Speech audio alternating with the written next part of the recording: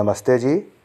मैं स्वप्निल श्रीवास्तव, अधिवक्ता उच्च न्यायालय, अपने निःशुल्क विधिक सलाह प्रांगण में आपका हार्दिक स्वागत करता हूं। दुर्भाग्य से जो महिलाएं भारत में मां नहीं बन पाती, आज का वीडियो उन्हीं को समर्पित। आज का विषय, भारत में बच्चा गोद कैसे लें, कानूनी प्रक्रिया क्या है। मुख्य विषय बिंदु है, बच्चा गोद कब लिया जा सकता है, गोद लेने के लीगल रिक्वायरमेंट क्या हैं, गोद लेने की वैधानिक प्रक्रिया क्या है, अंतर्देशीय बच्चा गोद लेने की प्रक्रिया क्या है और बच्चा गोद लेने के लिए भारत में कानून क्या क्या हैं। कोई ऐसा बच्चा जिसे उसके माँ बाप ने छोड़ दिया हो और बाल विकास कल्याण समिति ने उसे मुक्त घोषित कर दिया हो, पैतृक या मातृक पारिवारिक सदस्य का कोई बच्चा हो, या फिर कोई ऐसा बच्चा हो जिसे उसके जैविक माता पिता ने दूसरी शादी होने के बाद छोड़ दिया हो, इन सभी बच्चों को गोद लेने का भारत में कानूनी अधिकार किसी भी इंसान को प्राप्त है।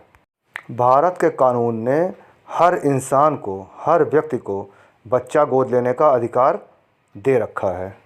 वो भारत का निवासी हो, विदेशी हो, भारत में रहने वाला NRI हो, कोई भी हो, हर व्यक्ति भारत में बच्चा को गोद ले सकता है। यहाँ तक कि सौतेले माँ बाप भी सौतेले बच्चे को गोद ले सकते हैं। बच्चा गोद लेने का पात्र कौन है?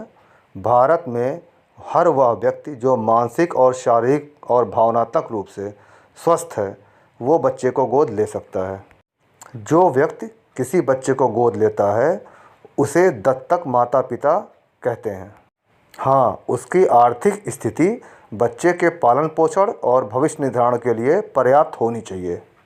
दूसरी शर्त, दत्तक माता पिता अर्थात जो बच्चे को गोद ले रहे हैं उन्हें कोई प्राणघातक बीमारी ना हो। बच्चे के और गोद लेने वाले माता पिता के बीच में एज का डिफरेंस जो होना चाहिए वो 25 साल से कम नहीं होना चाहिए। गोद लेने वाले बच्चे के माता पिता की कम से कम 2 साल की स्थिर वैवाहिक संबंध होना चाहिए और उनकी आपसी सहमति अति आवश्यक है। अगर आपका तलाक हो चुका है, डिवोर्सी हैं, तो आपकी उम्र 55 साल से अधिक नहीं होनी चाहिए। डिवोर्सी होने के बावजूद अगर आपके पास 2 बच्चे हैं तो आप कम से कम 1 बच्चे को और गोद ले सकते हैं।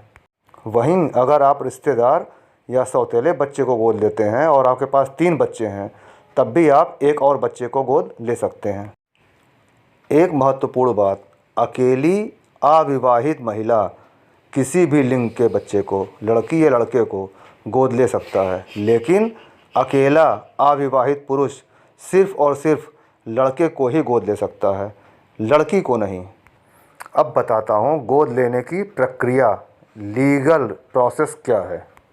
भारत में बच्चा गोद लेने के लिए सेंट्रल एडॉप्शन रिसोर्स अथॉरिटी नामक एक भारत सरकार द्वारा संचालित संस्था है, जिसमें आपको पहले रजिस्ट्रेशन करवाना होगा, जिसके लिए आपको जिन पेपर्स की ज़रूरत है वो आपके सामने स्क्रीन पे चल रहे हैं, उसे ध्यान से देखें। जिसमें आधार कार्ड, एड्रेस वेरिफिकेशन, डिवोर्सी हैं तो उसके सर्टिफिकेट, मेडिकल सर्टिफिकेट आदि आदि सब पेपर की ज़रूरत पड़ती है। वो आपके सामने डिस्प्ले हो रहे हैं, उसे एक बार फिर से ध्यान से देखें। जब आप इसे ऑनलाइन अपलोड कर देंगे तो फिर स्पेशल एडॉप्शन एजेंसी आपके घर की होम स्टडी करेगी और अपनी रिपोर्ट लगाएगी। रिपोर्ट लगने के बाद आपने फॉर्म में जो भी प्राथमिकताएं भरी हैं, जैसा बच्चा आपको चाहिए, उस हिसाब से आपको बच्चे की प्रोफाइल दिखाई जाएगी और उस प्रोफाइल को देख के 48 आवर्स के अंदर, 48 घंटे के अंदर आपको एक बच्चे का चयन करना होगा। आपके बच्चे का चयन करने के बाद कोर्ट में स्पेशल एजेंसी एक केस फाइल करेगी और कोर्ट का ऑर्डर लेगी। कोर्ट से ऑर्डर मिलने के बाद कोर्ट का ऑर्डर और बच्चे का सर्टिफिकेट के साथ आपको बच्चा आपके हवाले कर दिया जाएगा। अंतर्देशीय बच्चे को गोद लेना है तो मतलब विदेशी लोगों को भारत में बच्चे को गोद लेना है तो यह जे एक्ट के सेक्शन 54 सब क्लास 4 से गवर्न होता है, जो कहता है कि बच्चा गोद लेने से पहले विदेशियों को कारा से, जो भारत सरकार द्वारा संचालित एजेंसी है, अनुमति लेनी पड़ेगी। अगला टॉपिक, भारत में बच्चा गोद लेने के संबंधित कानून कौन से हैं। पहला है हिंदू एडॉप्शन मेंटेनेंस, जो 1956 में आया, जो कहता है हिंदू माता पिता या अभिभावक एक बच्चे को किसी हिंदू माता पिता को गोद दे सकते हैं। दूसरा, प्रोटेक्शन ऑफ चिल्ड्रन एक्ट, जिसके तहत कोई विवाहित युगल या अकेला व्यक्ति भी बच्चे को गोद ले सकता है।